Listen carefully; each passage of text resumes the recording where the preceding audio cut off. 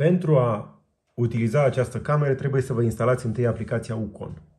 Ucon se numește, o dezinstalați din App Store, din Google Play, o veți găsi în mod gratuit.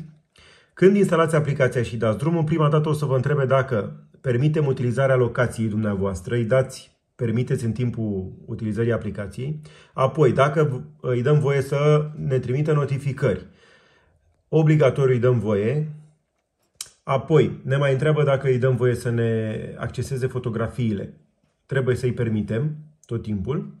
Trebuie să introducem, a recunoscut că suntem pe România, trebuie să introducem aici o adresă de mail. O adresă de mail a dumneavoastră. Nu o să folosească decât ca să activeze contul din aplicația asta, să vă trimită un mail. O să vedeți.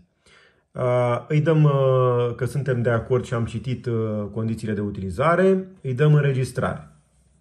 În momentul în care îi dăm înregistrare, o să ne ceară o parolă, care trebuie să fie minim de 8 caractere.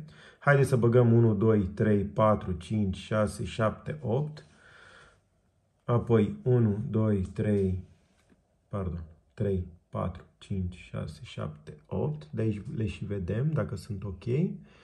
Trebuie să dăm acest cod QR.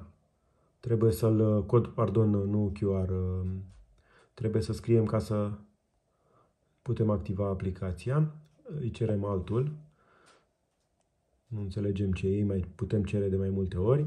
O, S mare și avem O, S mare, P mic și N mare. Bun. Dăm înregistrare. În momentul ăsta s-a înregistrat.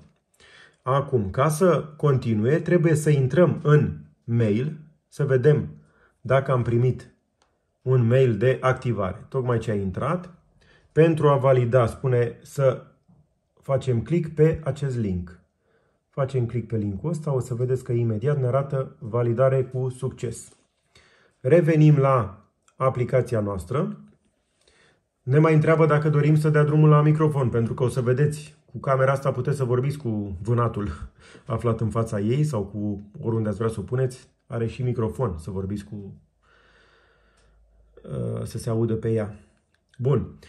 Îi dăm logare, aici mai băgăm o dată e-mailul, aici băgăm parola, 1, 2, 3, 4, 5, 6, 7, 8, bun, îi dăm să memoreze parola, îi dăm login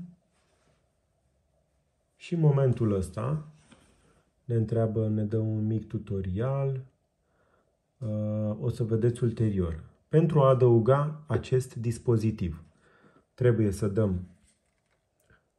alegem 4G. Insert the SIM card, install the camera, install the antenna, then power on the device.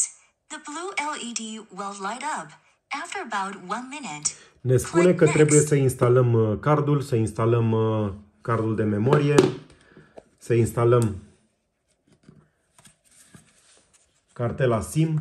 Aici se instalează, dar o să facem un filmuleț pentru treaba asta.